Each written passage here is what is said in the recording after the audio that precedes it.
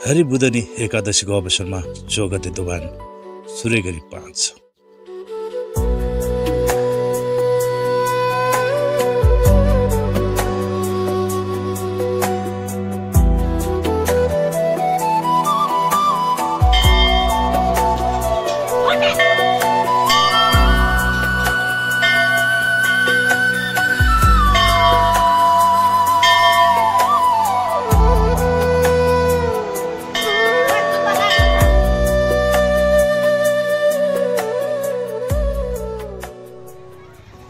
माछापोखरीमा आयोजना गरिएको पवित्र मेलाको छल्को झोलङ्गे पुलको सङ्घर्षदेखि महादेव भगवानको मन्दिर दर्शनसम्मको हाम्रो यात्रामा सामेल हुनुहोस्।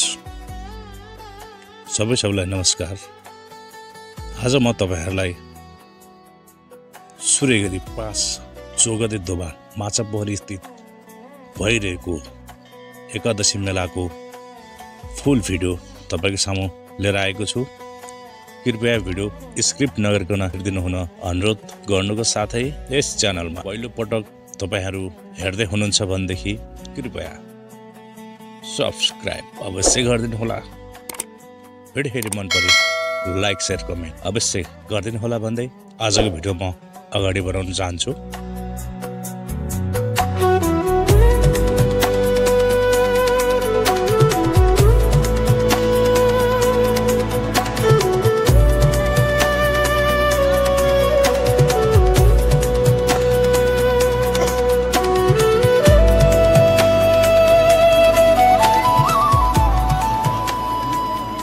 हरिबुधनी एकादशीको मेलामा जनसागर। हरिबुधनी एकादशी भगवान विष्णुको जागरणको दिन हामी लिखु 4 चौगडाबाट मेला भर्न सूर्यगरी 5 माछापोखरी स्थित 14 गते दोभानतर्फ यात्रामा निस्क्यौं।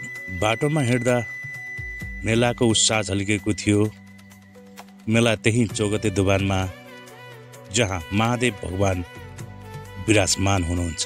4-5 दिनको अविरल वर्षाको कारण दादी खोलामा पानीको बहाव बढेकाले हालसालै बनाएको फड्के पुल बगाएर लग्यो। अब एउटा मात्र विकल्प झोलङ्गे पुल, त्यो पनि मानिसहरू र मोटरसाइकल दुवैले पार गर्नुपर्ने हुँदा पुलमा ठुलो जाम। हामी पनि बीचमै अड्क्यौं। बल्ल बाटो खुलेर हामी अघि बढ्यौं। रमाउँदै हाँस्दै महादेव मन्दिर पुग्यौं। खोलावारी रहेको मन्दिरमा दर्शन गरेर मन हल्का भयो।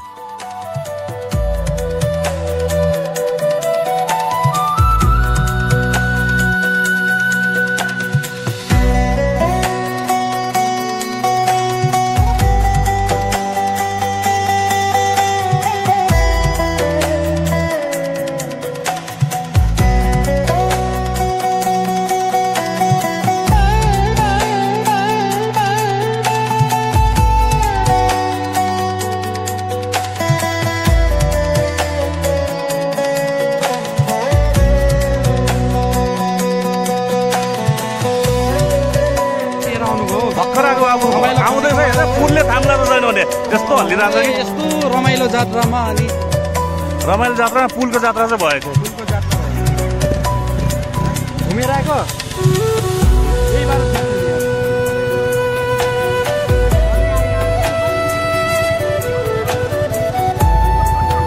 जुम अगाडि सर ल।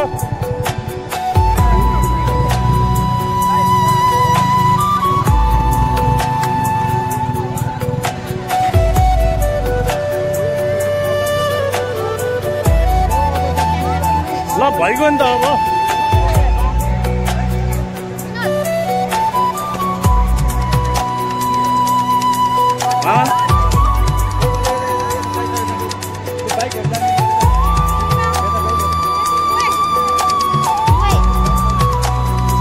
ल विनोद भाइ ल हिँड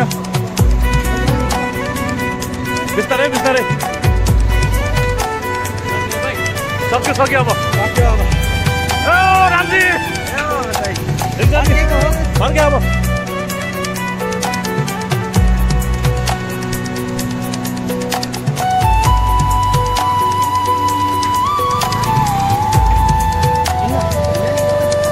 बल्ल बाटो चाहिँ पास भएको छ।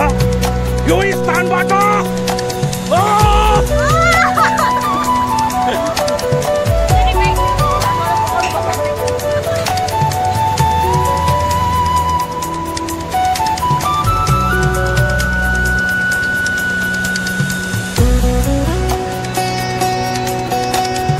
हामी दुईजना मात्रै रहेछौँ नि है बिस्तारै बिस्तारै बिस्तारै है बिस्तारै अब हाम्रो 5 मिनटको अवस्था छ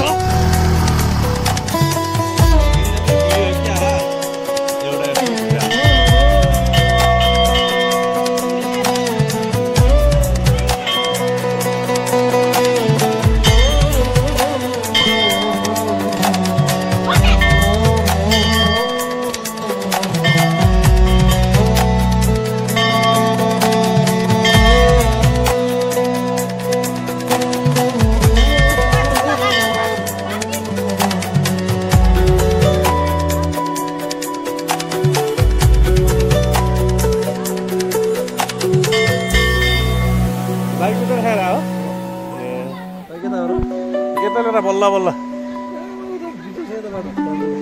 बिगो भए पनि यता लिएर उता राख्ने ठाउँ छैन जस्तो लाग्यो त्यही भएर फुलको डोली बोकेका युवा युवती केटाकेटी रमाउँदै मन्दिरतिर बिहानैदेखि सुरु भएको त्यो मेला साँझसम्म उत्सवकै रूपमा रहेको थियो। कोही खाना खाँदै, कोही खेल्दै, कोही गफ गर्दै, कोही व्यापार गर्दै हरिबुधन एकादशी पवित्र मेलाको आस्था र एकताको सन्देश दियो। हस्त नमस्कार। भिडियो कस्तो लाग्यो कृपया सुझाव तथा प्रतिक्रिया दिन नबिर्सनुहोला। मिठो कमेन्टका साथै लाइक एन्ड सेयर अवश्य गरिदिनुहोला र अवश्य तपाईहरुले बिर्सनु भएको छ सब्स्क्राइब चाहिँ अवश्य गरिदिनुहोला भन्दै आजको भिडियो म यहीँ टुङ्गाउन चाहन्छु। हस्त नमस्ते।